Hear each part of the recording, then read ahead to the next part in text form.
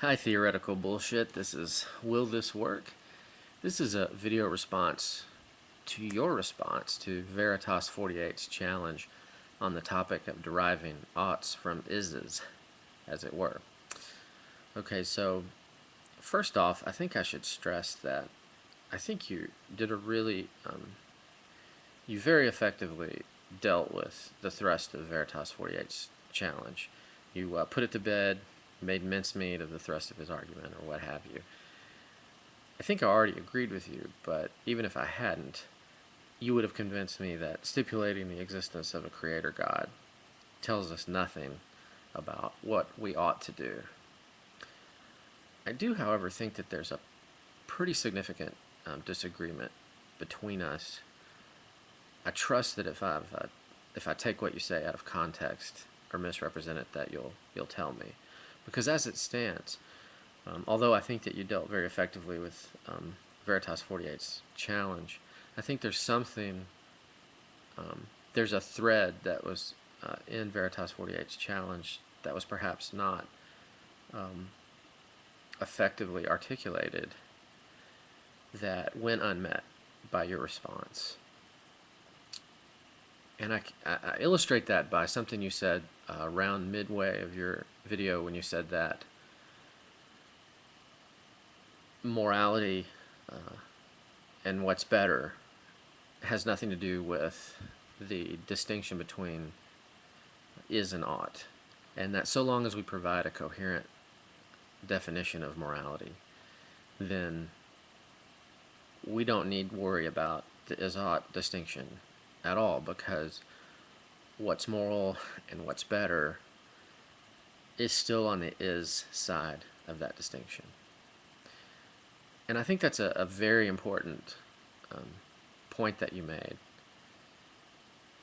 because it actually turns out, I believe, that if we that it's wrong in very important ways. Okay, because if we can provide a definition of morality that's deflated enough to avoid the is-ought problem, then I think we're not talking about morality at all at that point. One way that people commonly try to sidestep the is-ought distinction is by turning morality, or turning what's better, into a matter of instrumentality. So, for example, if I want to be a very good basketball player, then maybe I go shoot like 1,000 shots a day, or I become a gym rat, or whatever it takes to become good at that sport. I think a famous example has to do with chess. Like, if you want to checkmate your opponent, you'll make certain moves, yada yada yada. I think you get the point.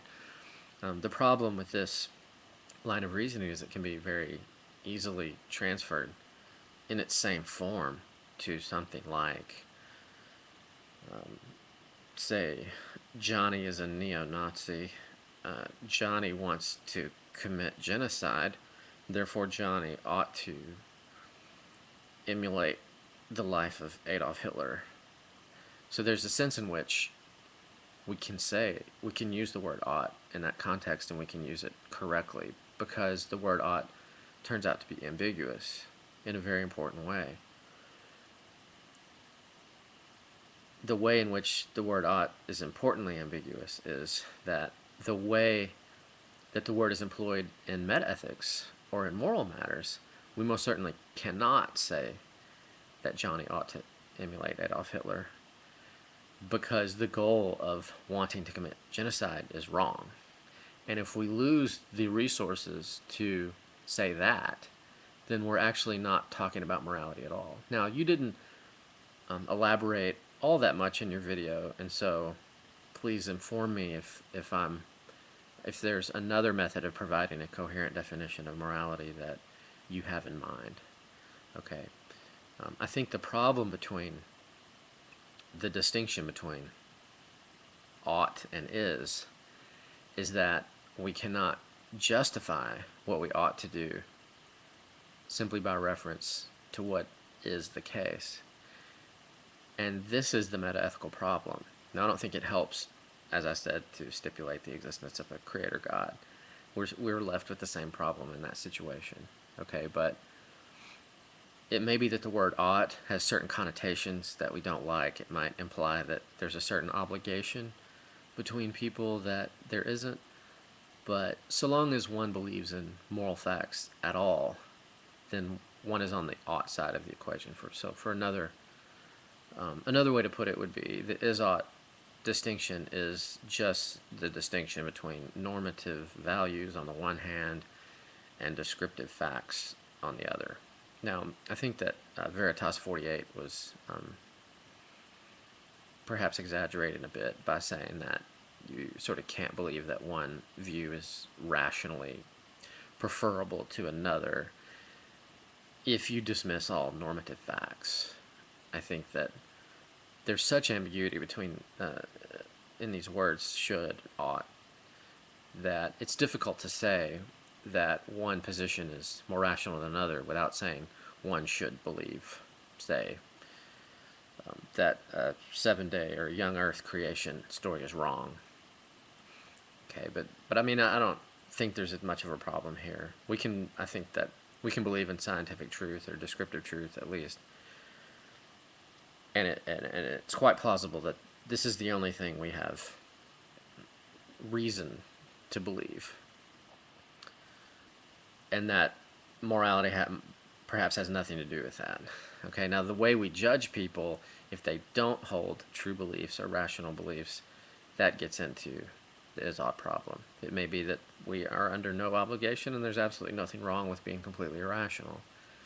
Okay, but I think that it's important to recognize that morality has to do with justification. We can't just explain that, oh, well, our moral sensibilities evolved, and perhaps give a Richard Dawkins or the other fellow's name escapes me. He wrote a book called The Origin of Virtue, and they obviously aren't the only ones. There's a burgeoning industry talking about having to do with evolutionary psychology that talks about how our moral sensibilities developed. But of course, this has nothing to do with whether they're justified or not. And so the problem, the meta-ethical problem, the is-ought problem, has to do with the justification of moral beliefs. And if we can avoid this problem by talking about, say, just explaining how morality evolved or explaining how an agent is best served by a certain course of action given an agent's goals, then we're just not talking about the is-ought problem, and therefore not talking about morality at all. Okay, so I realize I almost said something that was precisely what you said, but we actually disagree pretty sharply. That if, and I think the disagreement is if we're talking about something other than the is-ought problem, then we're not talking about morality. Morality is on the ought side of the equation, and I've tried to marshal some reasons